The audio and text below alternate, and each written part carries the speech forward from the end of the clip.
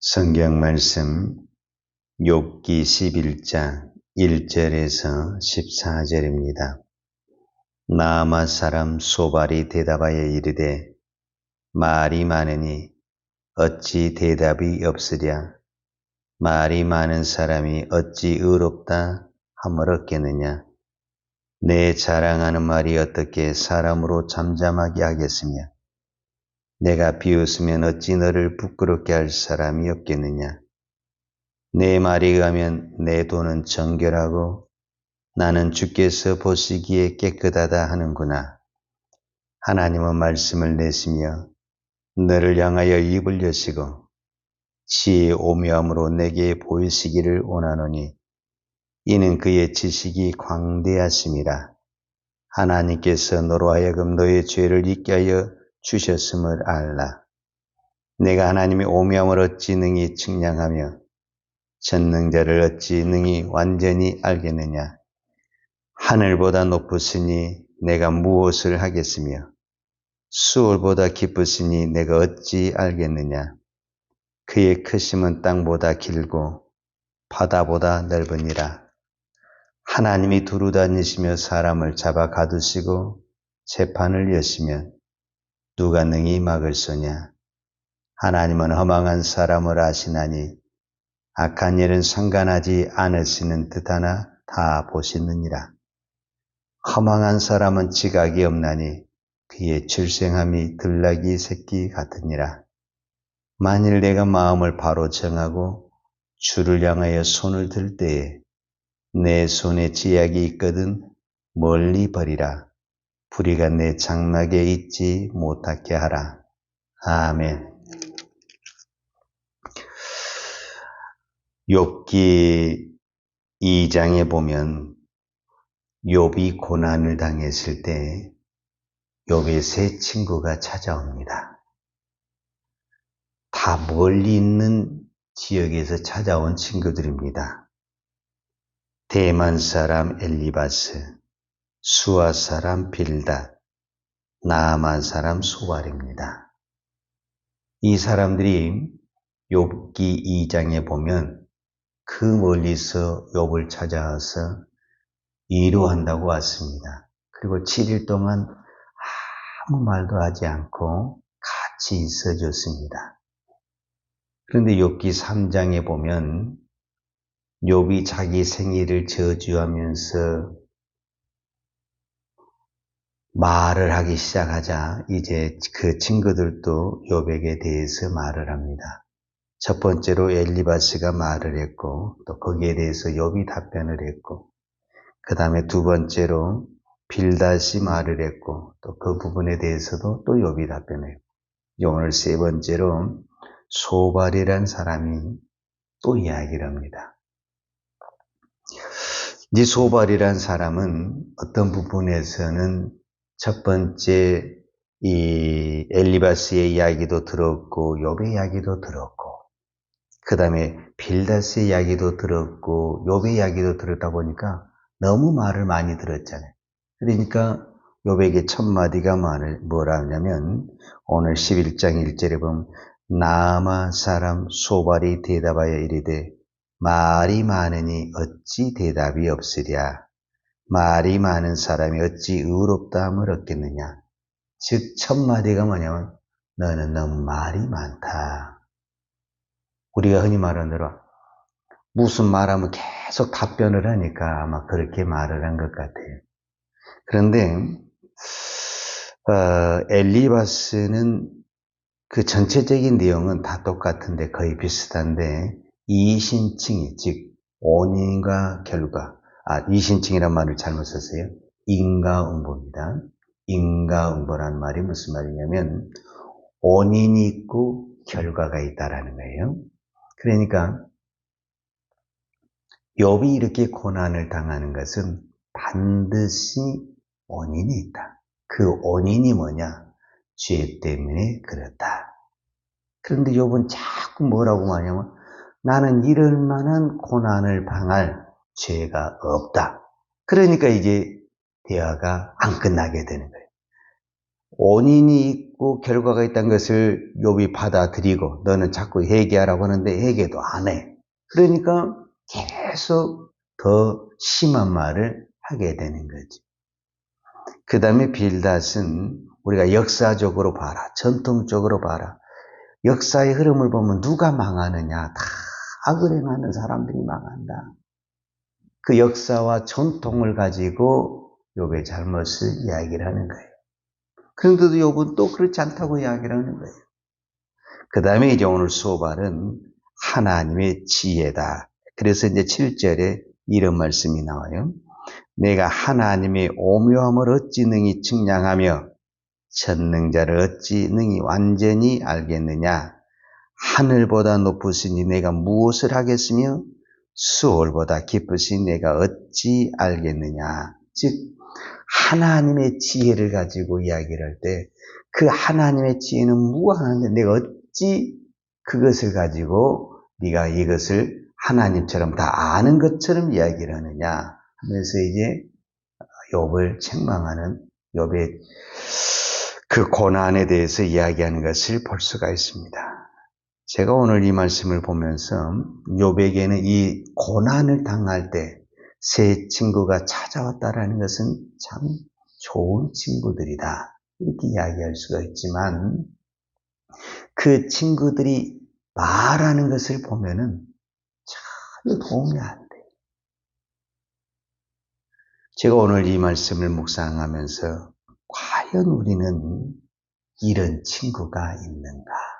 그리고 나는 상대방에게 어떤 친구의 모습으로 보여주는가?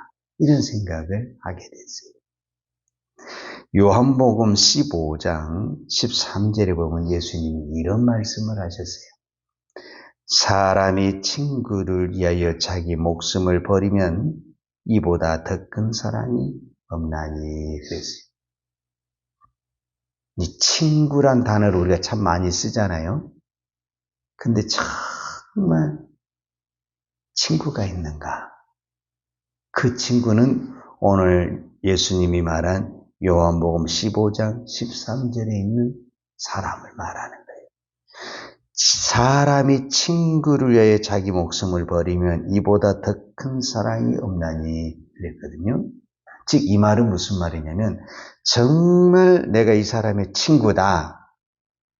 그러면 어떻게 해야 되냐면 설령 욥이 죄를 지어서 이 고난을 당한다 할지라도 내가 정말 욥의 친구라면 어떻게 말을 해야 돼요? 나는 욥을 믿어.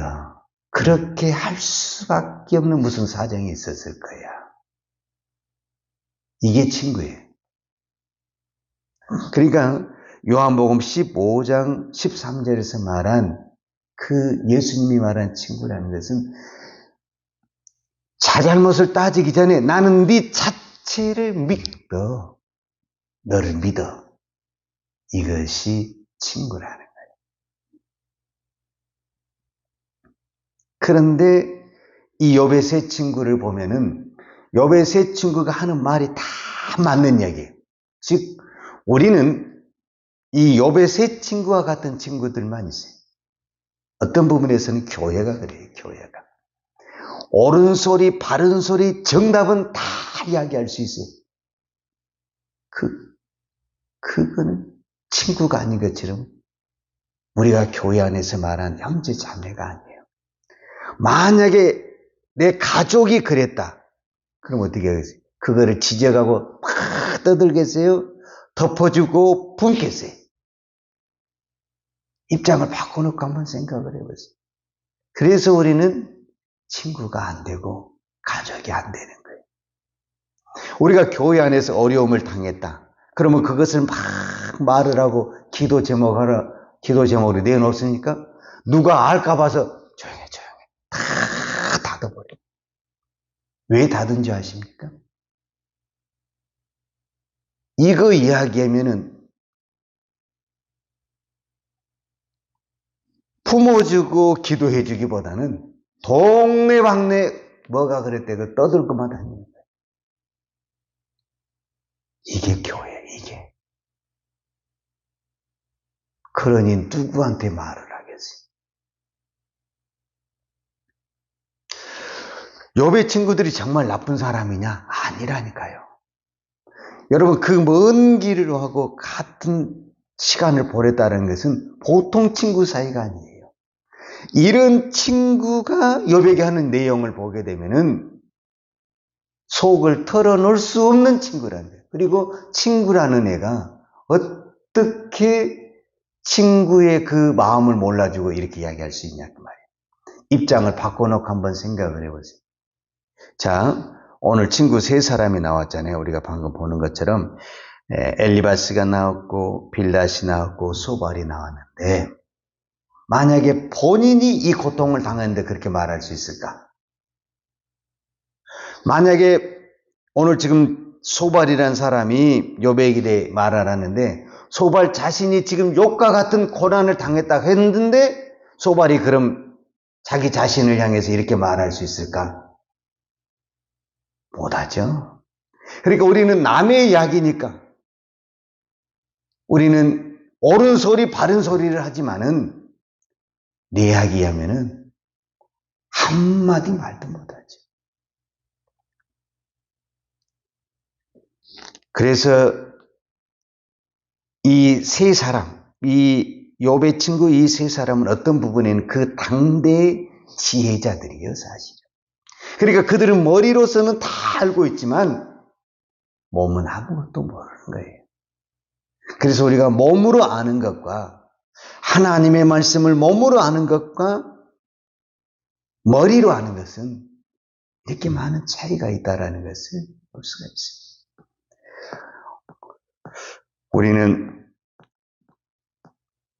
히브리서에 보면은 이 말씀이 있어요. 예수님에 대해서 히브리서 기자가 어떻게 말하냐면 그가 시험을 받아 고난을 당하셨은즉 시험 받는 자들을 능히 도우실 수 있느니라. 예수님은 전능하신 분입니다. 예수님은 하나님이십니다. 그런데 그 예수님이 우리를 위로하기 위해서 우리를 도우기 위해서 어떻게 변호를 했냐면은 본인이 시험을 받으셨고 고난을 받으셨다. 이렇게 이야기해요. 그러니까 결론적으로 이 욥의 세 친구들이 욥에게 위로하러 왔지만은 이 세 친구들은 무엇이 없었냐? 결론적으로 욥과 같은 고난이 없었다. 욥과 같은 고난이 없기 때문에 지식적으로 이론적으로 이 응가응보라는 이 성경의 전통과 흐름으로 가지고 가면 다 맞는 얘기예요. 그러나 욥의 개인적인 사정을 알고 만약에 한다면은 그렇게 말할 수는 없는 거죠. 그래서 우리가 남의 말 하기는 쉬워요. 누구 자식이 어땠대, 어떤 교회가 어땠대, 내가 그렇게 한번 대봐요. 그게 쉬운가? 말 한마디도 할 수가 없어요. 그래서 우리는 이 욥과 욥의 친구들을 통해서 하나님이 이 교회에 말씀하시는 것이 무엇인가? 이 교회가 다 욥의 친구들과 같은 그런 사람들만 있다라는 거예요. 바른 소리하고 옳은 소리하고 누가 몰라 그거를? 그거는 위로가 아니에요.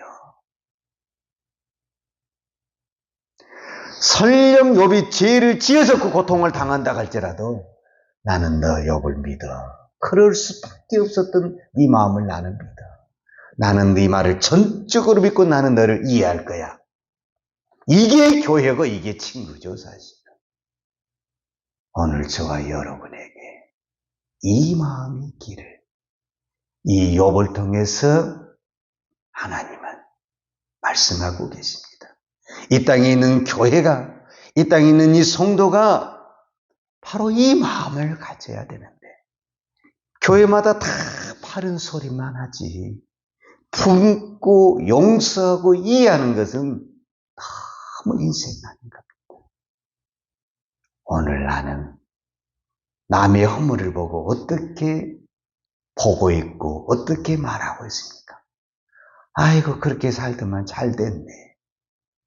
내가 그럴 줄 알았어. 이렇게 말하는 건 아주 쉬워요. 이 힘든 가운데 저렇게 어려움을 당했으니 얼마나 힘들까? 내가 어떻게 하면 도울 수 있을까? 내가 무엇을 받아줘야 할까? 이 마음, 고난을 당해보지 않고는 그 마음이 나올 수가 없어요. 우리는 기도하면 되지. 그러면 이 세 사람들은 기도를 안 해서 그렇게 말을 했겠어요. 이 세 사람들이 성경을 몰라요. 지혜가 없어요. 기도가 없어요. 딱 하나 부족한 거지. 본인의 고난이 없어요. 그래서 이렇게 쉽게 이야기를 하는 거예요. 내 주변에 고난당하고 어려움 당한 사람이 있다고 한다면 그것을 옳은 말을 하기 전에 그것을 내가 품고 사랑할 수 있는 저와 여러분이 되기를 축복합니다. 기도하십시다.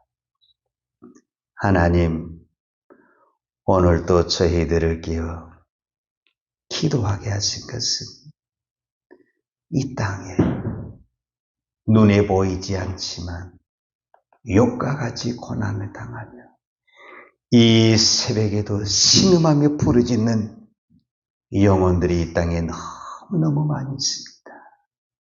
하나님, 그 영혼들을 위로하여 주시고 은혜를 베풀어 주옵소서. 오늘도 우리가 이 새벽에 기도하는 것은 눈에 보이는 것으로 판단하고 말하지 않게 하시고 그 사람이 그렇게 할 수밖에 없던 그 깊은 속을 바라볼 수 있는 영적인 안목을 허락하여 주옵소서.